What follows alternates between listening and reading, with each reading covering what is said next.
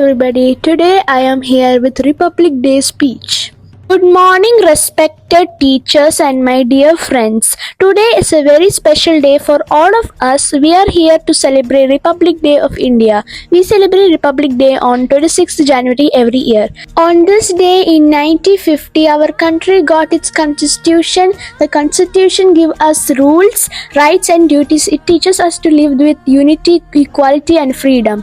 Our great leaders like Dr. B.R. Ambedkar, Mahatma Gandhi and Jawaharlal Nehru worked very hard to make our country free and strong.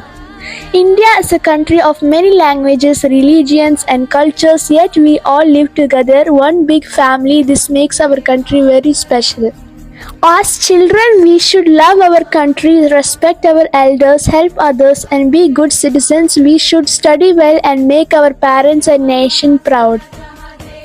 Let us promise to keep our country clean, peaceful and united. Thank you.